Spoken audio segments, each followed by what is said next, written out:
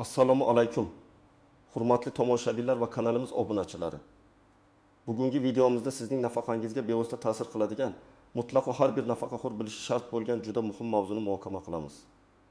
Agar siz nafaqa olsangiz yoki yaqinlaringiz oladigan bo'lsa, ushbu ma'lumotni oxirigacha diqqat bilan tinglashingiz shart.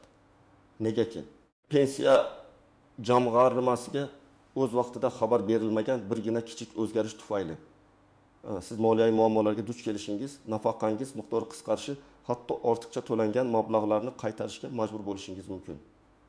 Va bu xabarlarni berish uchun sizga bor yo'g'i 10 kun muddat beriladi. Bu juda qisqa muddat, shunday emasmi? Shuning uchun hozirroq videoga like bosing va kanalimizga obuna bo'lib qo'ying. Toki bunday muhim ma'lumotlarni o'tkazib yubormang. Muammoning mohiyati avval qanday edi va endi nima o'zgardi oldinlari. Nafaqa tizimida ayrim ma'lumotlarni yangilash yoki o'zgarishlar haqida xabar berish tartibi nisbatan yumshoqroq bo'lgan. Ko'pincha nafaqaxo'rlarga ma'lumotlarni taqdim etish uchun ko'proq vaqt berilar edi. Ba'zi hollarda tegishli davlat organlari o'rtasidagi ma'lumot almashinuvi hali to'liq yo'lga qo'yilmagani sababli o'zgarishlar pensiya jamg'armasiga avtomatik ravishda yetib bormasdi. Bu esa nafaqaxo'rlar uchun biroz qulaylik yaratardi. Ammo ayni paytda pensiya jamg'armasi uchun nafaqa to'lovlarining aniqligini ta'minlashda qiyinchiliklar tug'dirardi. Ba'zan esa nafaqa oluvchilar o'zgarishlar haqida umuman xabar bermay, tizimdagi bo'shliqlardan foydalanib qolish holatlari ham kuzatilgan. Ammo hozir vaziyat butunlay o'zgargan. Davlatimiz nafaqa tizimini raqamlashtirish va shaffofligini oshirish bo'yicha jiddiy islohotlarni amalga oshirmoqda. Bu islohotlarning asosiy maqsadi nafaqa mablag'laridan samarali foydalanishni ta'minlash, pensiya to'lovlarining adolatli va aniq hisoblanishini kafolatlash. Ortiqcha to'lovlar yoki noqonuniy nafaqa olish holatlarining oldini olishdan iborat. Natija nafaqaxo'rlarning o'zgarishlar haqida xabar berish bo'yicha majburiyatlari yanada aniqlashtirildi va muddatlar keskin qisqartirildi. Endilikda agar sizning hayotingizda nafaqangizga ta'sir qiluvchi biror o'zgarish ro'y bersa, bu haqda pensiya jamg'armasiga 10 kun ichida xabar berishingiz shart. Bu qo'yda barcha turdagi nafaqalar, ya'ni yoshga doir, nogironlik bo'yicha boquvchisini yo'qotganlik hamda ijtimoiy nafaqalar uchun amal qiladi. Bu qoidaga rioya etmaslik, avval aytganimdek, jiddiy moliyaviy oqibatlarga olib kelishi mumkin. Nima haqida xabar berish kerak? Kim xavotirlanishi kerak va kimga kerak emas? Keling, endi eng muhim savolga javob beraylik. Qanday o'zgarishlar haqida pensiya jamg'armasiga 10 kun ichida xabar berish kerak? Aslida bu ro'yxat ancha keng, lekin eng asosiylarini sanab o'taman. 1. Ishga joylashish yoki ishdan bo'shash. Agar siz nafaqa oluvchi bo'lib turib, biror joyga ishga joylashsangiz yoki aksincha ishdan bo'shasangiz, bu haqda darhol xabar berishingiz kerak. Negaki, ba'zi turdagi nafaqalar, masalan, yoshga doir nafaqaning ayrim hisoblash usullari, shuningdek, boquvchisini yo'qotganlik pensiyasi ayrim holatlarda ish stajiga bog'liq bo'lishi mumkin. Agar siz ishlaydigan bo'lsangiz, pensiyangiz miqdori qayta ko'rib chiqilishi yoki uning ma'lum bir qismi to'xtatilishi mumkin. Misol, 58 yoshli Otabek amaki faxriy nafaqaxo'r edi. Har oyda unga 1.800.000 so'm nafaqa to'lanardi. Bir kuni u o'zining eski do'sti bilan uchrashib qoldi va do'stining kichik novvoyxonasida kuniga bir necha soatga ishga taklif etildi. Otabek amaki ishga rozi bo'ldi va oyga 800.000 so'm maosh olishni boshladi. Uning fikricha, bu kichik ish pensiya jamg'armasiga xabar berish shart emasdek tuyuldi. Ammo aslida u ishga kirganligi haqida 10 kun ichida pensiya jamg'armasiga ma'lumot berishi shart edi. Agar u bu majburiyatini bajarmasa, davlat uni nafaqani ortiqcha olgan deb hisoblashi mumkin. Tasavvur qiling, u 6 oy davomida xabar bermadi. Bu 6 oyda u 4.800.000 so'm qo'shimcha nafaqa olgan bo'lib chiqadi. Chunki uning ish haqi hisobga olinmagan. Keyinchalik pensiya jamg'armasi bu haqda bilganida Otabek amakidan ushbu mablag'ini qaytarishni talab qiladi. Agar u qaytarmasa, nafaqasidan ushlab qolinadi. Bu esa uning uchun kutilmagan moliyaviy zarba bo'lishi aniq. 2. Yashash joyining o'zgarishi. Agar siz doimiy yashash joyingizni o'zgartirsangiz, masalan, bir viloyatdan boshqasiga ko'chsangiz yoki hattoki bir tuman ichida boshqa manzilga o'tsangiz ham, bu haqda pensiya jamg'armasiga xabar berishingiz kerak. Bu ayniqsa ijtimoiy nafaqa oluvchilar uchun muhim. Chunki ijtimoiy nafaqalar ko'pincha oilaning daromadi va yashash sharoitlariga bog'liq bo'ladi. Misol, 75 yoshli Gulnora aya qishloqda yashar edi. va unga oyiga 700 ming so'm ijtimoiy nafaqa to'lanardi. Qishloqdagi sharoitlari og'irlashganligi sababli u shaharda yashaydigan qizining uyiga ko'chib o'tdi. Yangi manzilda qizining oilasi yashaydi va ularning daromadi Gulnora Ayaning qishloqdagi daromadidan ancha yuqori edi. Gulnora Aya bu o'zgarish haqida pensiya jamg'armasiga xabar berishni unutdi, chunki u buni muhim deb hisoblamadi.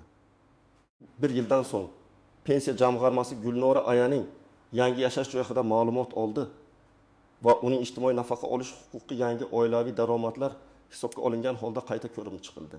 Ma'lum bo'lishicha, qizining oilaviy daromadi sababli Gulnora Ayaning ijtimoiy nafaqa olishga haqqi yo'q edi.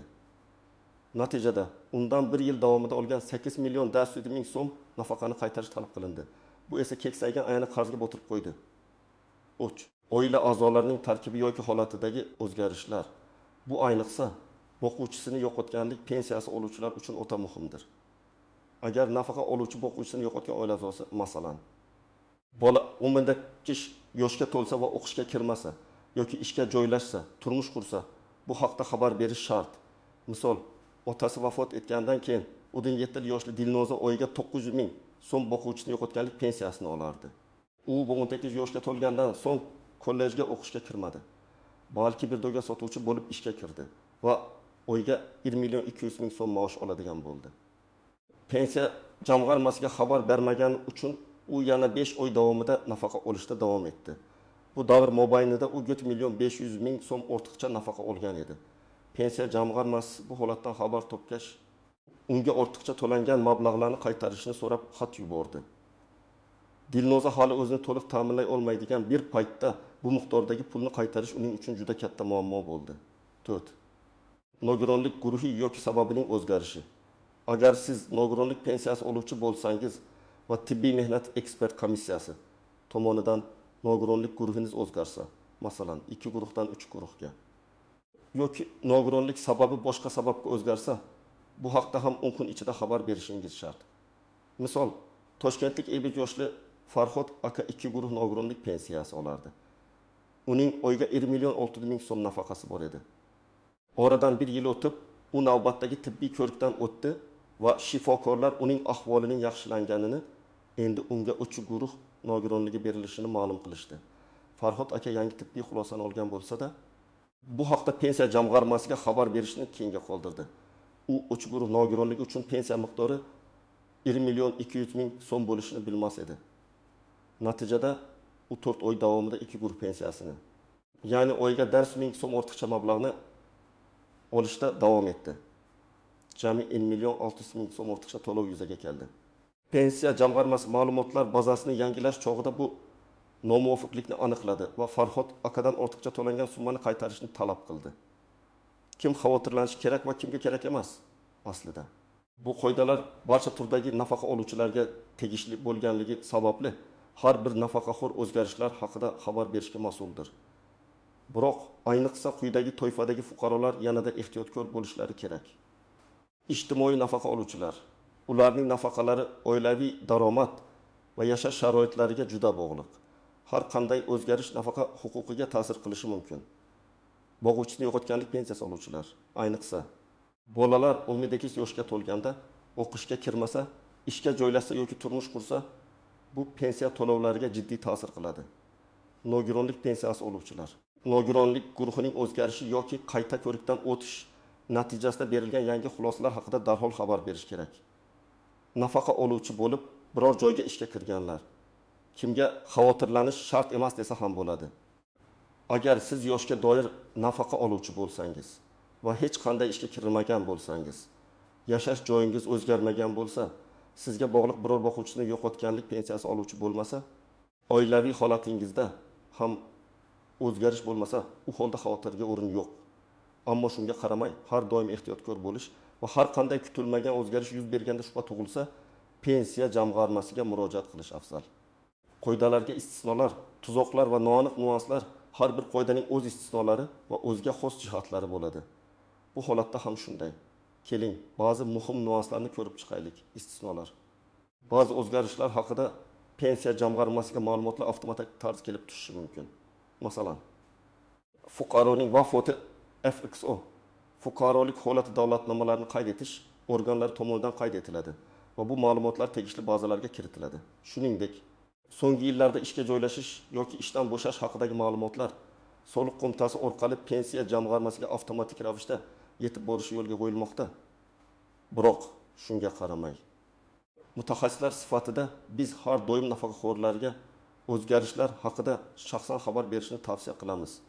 Negaki, ma'lumotlar almashinuvida ba'zan texnik xatolar yoki kechikishlar yuzaga kelishi mumkin.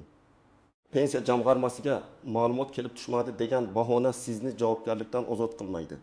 Shuning uchun xabar berish mas'uliyati asosan nafaqa oluvchining zimmasida qoladi. Siz o'z haqqingizni himoya qilish uchun buni o'zingiz amalga oshirishingiz lozim. Tuzoqlar men bilmasdim bahonasi pensiya qonunchiligida bilmaslik javobgarlikdan ozod qilmaydi. Davlatning pozitsiyasi shuki, siz davlatdan pul olarkan, bu pullarning qonuniy asosda to'lanishi uchun tegishli qonun va qoidalarni bilishingiz shart. 2. Tizim avtomatik yangilandi deb o'ylash. Yuqorida aytganimdek, ba'zi ma'lumotlar avtomatik yangilanishi mumkin. Lekin aynan sizning pensiya to'lovingizga bevosita ta'sir qiluvchi holatlarda, masalan, oilaviy holat, nogironlik guruhining o'zgarishi kabi ma'lumotlar ko'pincha avtomatik ravishda yangilanmasligi mumkin. Shuning uchun bu borada har doim ehtiyotkor bo'lish kerak. O'tun, kechiktirib xabar berish. Agar siz o'zgarish haqida 10 kundan kechikib xabar bersangiz, hatto 1 kun kechiksa ham sizga nisbatan qonuniy choralar ko'rilishi mumkin. Pensiya to'lovlarini vaqtincha to'xtatish, ortiqcha to'langan mablag'larni qaytarish talabi va hatto ba'zi hollarda agar ma'lumot yashirilishi qasddan sodir bo'lgan deb topilsa, huquqiy javobgarlikka tortishgacha borishi mumkin. 4. Umuman xabar bermaslik. Ma'lumotni umuman yashirish, ayniqsa bu moliyaviy foyda olish maqsadida qilingan bo'lsa, firibgarlik deb baholanib, jinoiy javobgarlikka tortilishingizga olib kelishi mumkin. Bunday holatlar sudgacha yetib borishi va jiddiy oqibatlarga sabab bo'lishi mumkin. Noaniq nuanslar. Ishga joylashish deganda nima nazarda tutiladi? Faqatgina rasmiy mehnat shartnomasi asosida ishlashmi? Yo'q. Bu o'z-o'zini band qilish, tadbirkorlik faoliyati, fuqarolik huquqiy shartnomalar asosida ishlash kabi barcha daromad keltiruvchi faoliyatni o'z ichiga olishi mumkin. Masalan, siz nafaqa olib, kichik do'konda rasmiy ishlamasdan sotuvchilik qilsangiz ham bu haqda xabar berishingiz kerak. Yoki o'zining uyida tikuvchilik bilan shug'ullanib, daromad topsa ham bu haqda xabar berilishi kerak. Vaqtinchalik ishlar. Agar siz qisqa muddatga, masalan, bir oyga mavsumiy ishga kirsangiz, bu haqda ham xabar berishingiz shart. Bu sizning pensiyangizni qayta hisoblashga yoki vaqtincha to'xtatishga olib kelishi mumkin. Keyin ish tugagandan so'ng yana pensiya to'lovlarini tiklash uchun qayta ariza yozishingizga to'g'ri keladi. Bu qoida ortiqcha to'lovlarning oldini olishga qaratilgan. Mulkdan keladigan daromad, kvartirangizni ijaraga bergan bo'lsangiz va bu sizning yagona daromad manbaingiz bo'lmasa ham, pensiya jamg'armasi bu haqda bilishi kerak. Ayniqsa ijtimoiy nafaqa oluvchilar uchun bu muhim. Manzil o'zgarishi, hatto bir tuman ichida ko'chib o'tish ham ayrim hollarda, masalan, qaysidir ijtimoiy xizmatlardan foydalanishga ta'sir qiladigan bo'lsa, bu haqda xabar berish talab qilinishi mumkin. Doimiy ro'yxatdan o'tish muhim rol o'ynaydi. 10 kunlik muddat qachondan hisoblanadi? Bu muddat o'zgarish sodir bo'lgan sanadan boshlab hisoblanadi. Nafaqaxo'r bu o'zgarish haqida xabar topgan sanadan emas. Masalan, agar siz 2 sentyabrda ishga kirgan bo'lsangiz, 10 sentyabrga qadar xabar berishingiz shart. Amaliy maslahatlar nima qilish kerak? Xo'sh, bu og'ir qoidalar oldida oddiy nafaqaxo'r nima qilish kerak? Vaziyatni murakkablashtirmaslik uchun aniq va tushunarli harakat rejasini taklif qilaman. Birinchi, o'zgarishni aniqlang. Birinchi navbatda sizning hayotingizda nafaqangizga ta'sir qilishi mumkin bo'lgan biror o'zgarish ro'y berganmi, yo'qmi? Shuni aniqlab oling.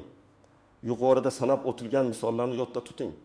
Ishga joylashish, ishdan bo'shash, yashash joyini o'zgartirish, oilaviy holatdagi o'zgarishlar, turmush qurish, ajrashish, o'lim, farzandlarning voyaga yetishi, nogironlik guruhining o'zgarishi va hokazo. Agar shubha tug'ilsa, har doim xabar berish afzal. 2. Kerakli hujjatlarni tayyorlang. O'zgarishga qarab sizdan ma'lum hujjatlar talab qilinadi. Ishga kirgan bo'lsangiz, mehnat shartnomasi nusxasi, ishga qabul qilish to'g'risidagi buyruq nusxasi. Yashash joyi o'zgargan bo'lsa, yangi manzil bo'yicha pasportdagi ro'yxatdan o'tish muhri, uy daftarchasi nusxasi. Oilaviy holat o'zgargan bo'lsa, nikoh yoki ajrashish to'g'risidagi guvohnoma vafot etganlik haqidagi guvohnoma, tug'ilganlik haqidagi guvohnoma, nogironlik guruhining o'zgarishi, TMEKning yangi xulosasi yoki ma'lumotnomasi, pasport nusxasi, nafaqa guvohnomasi nusxasi ham har doim kerak bo'lishi mumkin. Barcha hujjatlarning asl nusxalarini va ularning nusxalarini tayyorlab qo'ying. 3. Qayerga murojaat qilish kerak? Sizning doimiy yashash joyingiz bo'yicha pensiya jamg'armasining hududiy bo'limiga murojaat qilishingiz kerak. Agar sizning pensiya to'lovlaringiz Xalq banki orqali amalga oshirilsa, ba'zi ma'lumotlarni bank orqali ham topshirish imkoniyati mavjud, ammo eng ishonchli yo'l bevosita pensiya jamg'armasining o'ziga borishdir. 4. Ariza yozish. Pensiya jamg'armasi bo'limida sizdan standart shakldagi ariza yozish talab qilinadi. Bu arizada siz quyidagi ma'lumotlarni ko'rsatishingiz lozim: familiyangiz, ismingiz, otangizning ismi, pasport ma'lumotlaringiz va JSashir, jismoniy shaxsning shaxsiy identifikatsiya raqami, olayotgan nafaqangiz turi, masalan yoshga doir, nogironlik boquvchisini yo'qotganlik, yuz bergan o'zgarishning aniq mazmuni, masalan 2023 yil 1 sentyabrdan boshlab Ziyo MKJga ishga joylashdim yoki 2023 yil 20 oktyabr doimiy yashash joyim eski manzildan yangi manzilga o'zgardi. O'zgarish sodir bo'lgan sana. Arizaga ilova qilinayotgan hujjatlar ro'yxati. Arizani 2 nusxada tayyorlang. Bitta nusxasini pensiya jamg'armasi xodimiga topshirib, ikkinchi nusxasiga qabul qilinganligi haqida sana va imzo qo'ydirib o'zingizda saqlab qoling. Bu sizning majburiyatingizni bajarganingizning isboti bo'ladi. 5. Qanday topshirish kerak? Arizani shaxsan pensiya jamg'armasi bo'limiga borib topshirish eng ishonchli usuldir. Agar shaxsan bora olmasangiz, ishonchli vakil orqali yoki pochta orqali buyurtma xat shaklida jo'natilganligi haqida xabarnoma bilan yuborishingiz mumkin. Ba'zi pensiya jamg'armasi bo'limlarida elektron xizmatlar ham mavjud bo'lishi mumkin. Ammo muhim xabarlar uchun shaxsan yoki buyurtma xat orqali topshirish tavsiya etiladi. 6. Hujjatlarning nusxalarini saqlab qoling. Har qanday murojaatingiz, yozgan arizangiz va unga ilova qilingan hujjatlarning nusxalarini, shuningdek arizaning qabul qilinganligi haqidagi belgilangan nusxasini o'zingizda kamida 5 yil saqlab qo'ying. Bu kelajakda yuzaga kelishi mumkin bo'lgan tushunmovchiliklarni hal qilishda sizning dalilingiz bo'ladi. Xulosa va yakuniy chaqiriq. Aziz do'stlar, ko'rib turganingizdek, pensiya tizimidagi yangi qoidalar jiddiy e'tibor talab qiladi. Davlat nafaqa to'lovlarining adolatli va aniq bo'lishini ta'minlashga intilmoqda. Ammo bu jarayonda nafaqaxo'rlarning ham faol ishtiroki zarur. Eng muhimi, har qanday o'zgarish haqida pensiya jamg'armasiga 10 kun ichida xabar berish majburiyatini unutmang. Bu sizni ortiqcha bosh og'riqlaridan, moliyaviy yo'qotishlardan va kutilmagan qarzlar ostida qolishdan himoya qiladi. O'zingizning pensiya huquqlaringizni himoya qilishga mas'uliyat bilan yondashing. Siz bu qoidalar haqida qanday fikrdasiz? Sizningcha 10 kunlik muddat yetarlimi? Balki sizning shaxsiy tajribangizda shunga o'xshash vaziyatlar bo'lgandir. Fikr mulohazalaringizni, tajribangizni va savollaringizni izohlarda yozib qoldiring. Ularni o'qish va javob berish men uchun juda muhim. Bu video sizga foydali bo'lgan bo'lsa, unga like bosing va kanalimizga obuna bo'lishni unutmang. Kelajakda ham shu kabi muhim va foydali ma'lumotlar bilan bo'lishda davom etamiz. O'zingizni va yaqinlaringizni asrang. Keyingi videolarda ko'rishguncha